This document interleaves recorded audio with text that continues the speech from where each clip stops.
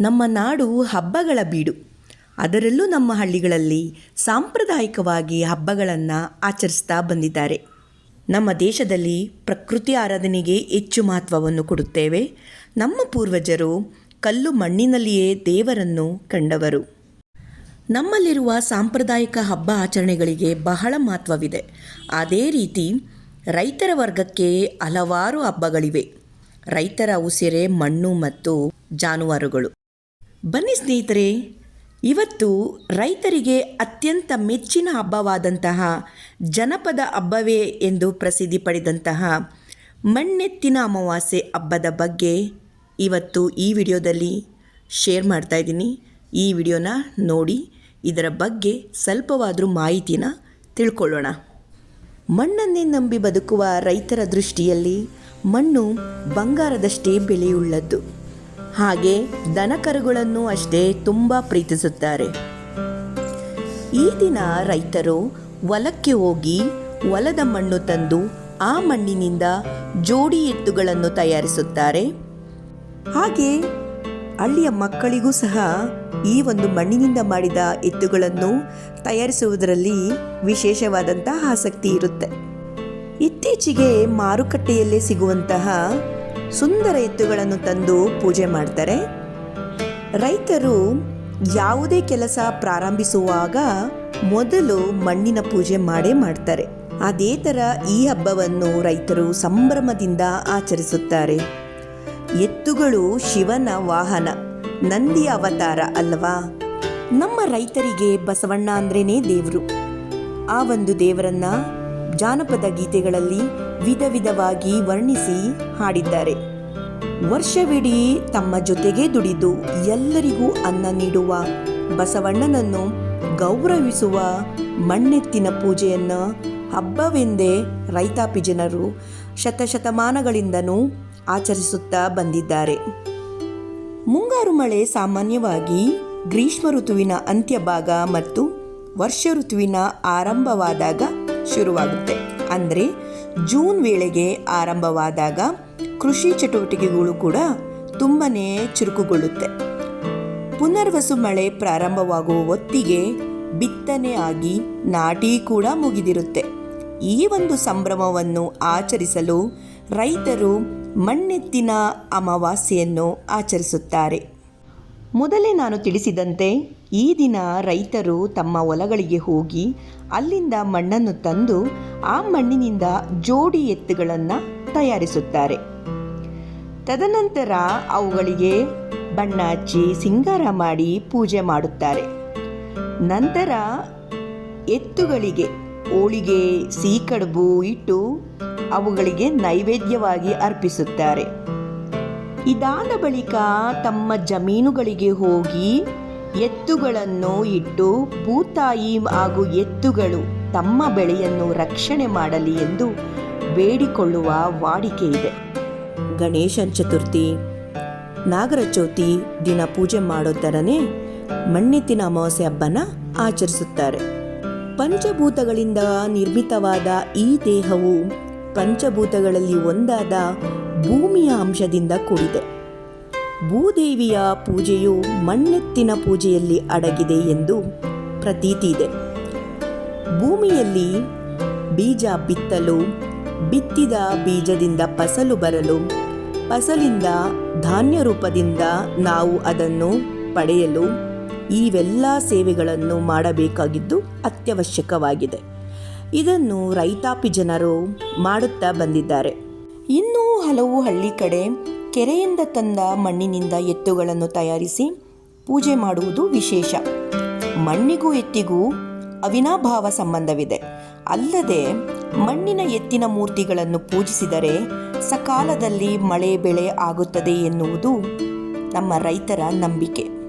ತಮ್ಮ ಬದುಕಿಗೆ ಆಸರೆಯಾಗಿರುವ ಎತ್ತುಗಳನ್ನು ರೈತಾಪಿ ಜನರು ಪೂಜಿಸಿ ಸಂಭ್ರಮ ಪಡುವ ಹಬ್ಬವೇ ಮಣ್ಣೆತ್ತಿನ ಅಮಾವಾಸ್ಯೆ ಹಬ್ಬ. ತಾವೇ ತಯಾರು ಮಾಡಿದಂತಹ ಅಥವಾ ಮಾರುಕಟ್ಟೆಯಿಂದ ತಂದ ಮಣ್ಣೆತ್ತುಗಳನ್ನು ಸಿಂಗರಿಸಿ ಅವುಗಳಿಗೆ ಪೂಜೆ ಮಾಡುವುದನ್ನು ನೋಡುವುದೇ ಒಂದು ಸೊಗಸು. ಸಕಲ ಜೀವರಾಶಿಗಳಿಗೆ ಅನ್ನ ಹಾಕುವ ಭೂತಾಯಿಗೆ ಈ ಮೂಲಕ ಪೂಜೆ ಸಲ್ಲಿಸಿ ಕೃತಜ್ಞತೆ ಅರ್ಪಿಸುತ್ತಾರೆ. ಹೊಸ ಬಟ್ಟೆಗಳನ್ನು ತೊಟ್ಟು ಊರಿನಲ್ಲಿ ದೇವಸ್ಥಾನಗಳಿಗೆ ಕಾಯಿ ಕರ್ಪೂರದೊಂದಿಗೆ ಹೋಗಿ ಪೂಜೆ ಸಲ್ಲಿಸಿ ಒಟ್ಟಾಗಿ ಕುಳಿತು ಊಟ ಮಾಡುತ್ತಾರೆ. ಸಂಜೆ ಹೆಣ್ಣು ಮಕ್ಕಳು ಮನೆಗಳಿಗೆ ತೆರಳಿ ಪೂಜಿಸಲ್ಪಟ್ಟ ಎತ್ತುಗಳಿಗೆ ಆರತಿ ಬೆಳಗಿ ಸಂಭ್ರಮಿಸುತ್ತಾರೆ. ಮಳೆ ಬೆಳೆ ಇನ್ನಷ್ಟು ಉತ್ತಮವಾಗಿ ಬರಲಿ, ಮನೆಯಲ್ಲಿ ಧಾನ್ಯಗಳ ಕಣಜವಾಗಲಿ ಎಂದು ದೇವರಲ್ಲಿ ಪ್ರಾರ್ಥಿಸಿ ಮಣ್ಣಿನ ಬಸವಣ್ಣನಿಗೆ ಪೂಜೆ ಸಲ್ಲಿಸಲಾಗುತ್ತದೆ. ಹೊಲದಲ್ಲಿ ಸದಾಕಾಲ ದುಡಿದು ಬಸವಳಿದ ಎತ್ತುಗಳಿಗೆ ಈ ದಿನ ವಿಶ್ರಾಂತಿ ನೀಡಲಾಗುತ್ತದೆ. ಮರುದಿನ ಮಕ್ಕಳೆಲ್ಲ ಸೇರಿ ಮಣ್ಣೆತ್ತುಗಳನ್ನು ಒಂದು ತಟ್ಟೆಯಲ್ಲಿ ತೆಗೆದುಕೊಂಡು ಪ್ರತಿ ಮನೆಗೂ ತೆರಳಿ ಎಂಟತ್ತಿನ್ಯಾಗ ಒಂದು ಕುಂಟೆತ್ತ ಬಂದೈತಿ ಜ್ವಾಳ ನೀಡ್ರಿ ಅಂತ ಕೂಗುತ್ತಾ ತಿರುಗ್ತಾರೆ.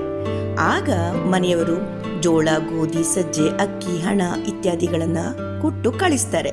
ಆಮೇಲೆ ಎತ್ತುಗಳನ್ನು ಹೊಳೆ, ಕೆರೆ, ಹಳ್ಳದ ಕಡೆ ತೆಗೆದುಕೊಂಡು ಹೋಗಿ ಅವುಗಳನ್ನು ತೊಳೆದು ವಿಭೂತಿ ಕುಂಕುಮ ಹಚ್ಚಿ ಹೂಗಳನ್ನು ಇಟ್ಟು ಊದುಬತ್ತಿ ಬೆಳಗಿ ಪಂಚಪಳಾರು ಹಾಕಿ ಕಾಯಿ ಒಡೆದು ಕೈ ಮುಗಿದು ಊರ ಸಮೃದ್ಧಿಗೆ ಬೇಡಿಕೊಂಡು ಆ ಎತ್ತುಗಳನ್ನು ಹೊಳೆಗೆ ಬಿಡುತ್ತಾರೆ.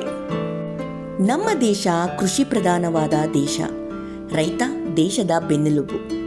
ನೆಲ ಮತ್ತು ಎತ್ತುಗಳು ರೈತನ ಎರಡು ಆಧಾರಗಳು. ಹೀಗಾಗಿ ಈ ನೆಲ, ಜಲ ಮತ್ತು ಎತ್ತುಗಳನ್ನು ಗೌರವಿಸುವುದಕ್ಕಾಗಿಯೇ ರೈತರು ಅನೇಕ ಹಬ್ಬ ಹರಿದಿನಗಳನ್ನು ಆಚರಿಸುತ್ತಾರೆ. ಅದೇ ರೀತಿ ಇದು ಒಂದು ಮಣ್ಣೆತ್ತಿನ ಅಮಾವಾಸ್ಯೆ ಕೂಡ ಪ್ರಮುಖವಾದುದು. ಎತ್ತುಗಳು ರೈತರಿಗೆ ಎರಡು ಕಣ್ಣುಗಳಿದ್ದಂತೆ. ಹೀಗಾಗಿ ಕಾರ ಹುಣ್ಣಿಮೆಯಂದು ಎತ್ತುಗಳಿಗೆ ಸಿಂಗರಿಸಿ ಪೂಜೆ ಮಾಡುವ ರೈತರು ಮಣ್ಣೆತ್ತಿನ ಅಮಾವಾಸ್ಯೆ ದಿನದಂದು ಎತ್ತುಗಳನ್ನು ಮಾಡಿ ಅವುಗಳಿಗೆ ಪೂಜೆ ಮಾಡುತ್ತಾರೆ. ಈ ಸಂಪ್ರದಾಯ ಅನಾದಿ ಕಾಲದಿಂದಲೂ ನಡೆದುಕೊಂಡು ಬಂದಿದೆ. ಈ ಹಬ್ಬಕ್ಕೆ ಉತ್ತರ ಕರ್ನಾಟಕದ ಭಾಗಗಳಲ್ಲಿ ತುಂಬಾನೇ ಮಹತ್ವ ಕೊಡುತ್ತಾರೆ. ಈ ಜ್ಯೇಷ್ಠ ಅಮಾವಾಸ್ಯೆಯಂದು ಮಣ್ಣಿನಿಂದ ಎತ್ತುಗಳನ್ನು ಮಾಡಿ ಪೂಜಿಸುವ ಜನರು ನಂತರ ನಾಗರ ಪಂಚಮಿಗೆ ನಾಗರ ಹಾವನ್ನು ಮಣ್ಣಿನಿಂದ ಮಾಡಿ ಪೂಜಿಸುತ್ತಾರೆ. ಅದಾದ ಬಳಿಕ ಗೌರಿ ಹುಣ್ಣಿಮೆಗೆ ಮಣ್ಣಿನಿಂದ ಗೌರಿಯನ್ನು ಮಾಡುತ್ತಾರೆ. ಅದಾದ ಬಳಿಕ ಗಣೇಶ ಚತುರ್ಥಿಗೆ ಮಣ್ಣಿನ ಗಣೇಶನನ್ನು ಮಾಡಿ ಪೂಜಿಸುತ್ತಾರೆ. ನಂತರ ಮಣ್ಣಿನಿಂದ ಮಾಡಿದ ಜೋಕುಮಾರನನ್ನು ಮಾಡಿ ಚರಗವನ್ನು ಚೆಲ್ಲುವ ಮೂಲಕ ಈ ವರ್ಷವನ್ನು ಮಣ್ಣಿನ ಪೂಜೆಯ ಮೂಲಕ ಮುಗಿಸುತ್ತಾರೆ. ಹಳ್ಳಿಗಳಲ್ಲೇನೋ ಕೆರೆ, ಹೊಲಗಳಿಂದ ಮಣ್ಣನ್ನು ತಂದು ಎತ್ತುಗಳನ್ನು ಮಾಡಿ ರೈತರು ಪೂಜೆ ಮಾಡುತ್ತಾರೆ. ಆದರೆ ನಗರದಲ್ಲಿರುವವರಿಗೆ ಮಣ್ಣು ಸಿಗೋದು ಕಷ್ಟ. ಹೀಗಾಗಿ ಮಾರುಕಟ್ಟೆಗೆ ಹೋಗಿ ಅಲ್ಲಿ ಸಿಗುವ ಕಲರ್ ಮಣ್ಣಿನ ಎತ್ತುಗಳನ್ನು ಖರೀದಿಸಿ ಮನೆಯಲ್ಲಿಟ್ಟು ಪೂಜೆ ಮಾಡುತ್ತಾರೆ. ನಗರವಾಸಿಗಳು ವೃಷಭವನ್ನು ಅಂದರೆ ಎತ್ತುಗಳ ಮೂರ್ತಿಗಳನ್ನು ಮನೆಗೆ ತೆಗೆದುಕೊಂಡು ಹೋಗಿ ಪೂಜೆ ಮಾಡುವ ಪರಿ ಹೀಗಿದೆ. ಮೊದಲು ಪೂಜೆ ಮಾಡುವ ಸ್ಥಳವನ್ನು ಸ್ವಚ್ಛ ಮಾಡಬೇಕು. ನಂತರ ರಂಗವಲ್ಲಿಯನ್ನು ಹಾಕಿ ಅದರ ಮೇಲೆ ಒಂದು ತಟ್ಟೆಯನ್ನು ಇರಿಸಬೇಕು. ತಟ್ಟೆಯ ಮೇಲೆ ಮಾರುಕಟ್ಟೆಯಿಂದ ತಂದಂತಹ ವೃಷಭವನ್ನು ಇಡಬೇಕು. ವೃಷಭ ಅಂದರೆ ಎತ್ತುಗಳು. ವೃಷಭಕ್ಕೆ ಗಂಧ, ವಿಭೂತಿಯನ್ನು ಹಚ್ಚಬೇಕು. ಅದರ ಮುಂದೆ ದೀಪಗಳನ್ನು ಬೆಳಗಿಸಬೇಕು. ನಂತರ ಗೆಜ್ಜೆ ವಸ್ತ್ರ, ಹೂಗಳಿಂದ ಅಲಂಕಾರ ಮಾಡಬೇಕು. ಅದರ ಮುಂದೆ ಯಾವುದಾದರೂ ಒಂದು ಧಾನ್ಯವನ್ನು ಇಟ್ಟು ನೀರನ್ನು ಇಟ್ಟು ನಾವು ಅದರ ಬಲಬದಿಗೆ ಕೂತು ಸಂಕಲ್ಪ ಮಾಡಬೇಕು. ಸಂಕಲ್ಪ ಮಾಡುವಾಗ ಗಣೇಶನನ್ನು ನೆನೆಸಿಕೊಂಡು ಕುಲದೇವರನ್ನು ನೆನೆಸಿಕೊಂಡು ಸಂಕಲ್ಪ ಮಾಡಬೇಕು. ಎಲ್ಲರ ಕಷ್ಟ ನೀಗಲಿ ಮತ್ತು ಮನೆಗಳಲ್ಲಿ ನೆಮ್ಮದಿ ನೆಲೆಸಲಿ ಎಂದು ದೇವರನ್ನು ಪ್ರಾರ್ಥಿಸಬೇಕು. ಈ ಒಂದು ಆಷಾಢ ಅಮಾವಾಸ್ಯೆ, ಮಣ್ಣೆತ್ತಿನ ಅಮಾವಾಸ್ಯೆ, ಜ್ಯೇಷ್ಠ ಅಮಾವಾಸ್ಯೆ ದಿನ ನಾವು ದೇವರ ಮಂತ್ರಗಳನ್ನು ಪಠಿಸುತ್ತಾ, ಶ್ಲೋಕಗಳನ್ನು ಪಠಿಸುತ್ತಾ ನಾವು ದೇವರ ಆರಾಧನೆ ಮಾಡಿದರೆ ತುಂಬಾ ಒಳಿತಾಗುತ್ತೆ ಎನ್ನೋ ಪ್ರತೀತಿ ಇದೆ. ಆದರೂ ಸಹ ನಮಗೆ ಬರದೇ ಹೋದ್ರೂ ದೇವರ ನಾಮಸ್ಮರಣೆ ಮಾಡುತ್ತಾ ಪೂಜೆ ಸಲ್ಲಿಸಬಹುದು. ಈ ಒಂದು ವೃಷಭ ಪೂಜೆ ಮಾಡುವಾಗ ವಸ್ತಿಲ ಪೂಜೆ ಮಾಡುವುದು ತುಂಬ ಶ್ರೇಷ್ಠ. ಹಾಗೆ ತುಳಸಿ ಪೂಜೆ ಕೂಡ ಮಾಡಬೇಕು. ಇನ್ನು ವಿಧಿವಿಧಾನಗಳನ್ನು ಅನುಸರಿಸಿ ಪೂಜೆ ಮಾಡುವುದರಿಂದ ಮನೆಗೆ ಒಳಿತಾಗುತ್ತದೆ. ಹಾಗೆ ನಮ್ಮ ಕಷ್ಟಗಳೆಲ್ಲ ದೂರವಾಗುತ್ತದೆ ಎನ್ನೋ ನಂಬಿಕೆ ಇದೆ. ಈ ಒಂದು ಮಣ್ಣೆತ್ತಿನ ಅಮಾವಾಸ್ಯೆ ಹಬ್ಬ ರೈತರ ಬಾಳಿಗೆ ಸಮೃದ್ಧಿಯನ್ನು ತರಲಿ, ಎಲ್ಲರ ಬಾಳಲ್ಲೂ ಒಳಿತನ್ನೇ ಮಾಡಲಿ ಎಂದು ಪ್ರಾರ್ಥಿಸುತ್ತಾ ಈ ವಿಡಿಯೋನ ಇಲ್ಲಿಗೆ ನಾನು ಎಂಡ್ ಮಾಡ್ತಾ ಇದ್ದೀನಿ. ಕೊನೆವರೆಗೂ ವಿಡಿಯೋ ನೋಡಿದ್ದಕ್ಕೆ ನಿಮಗೆಲ್ಲರಿಗೂ ಧನ್ಯವಾದಗಳು.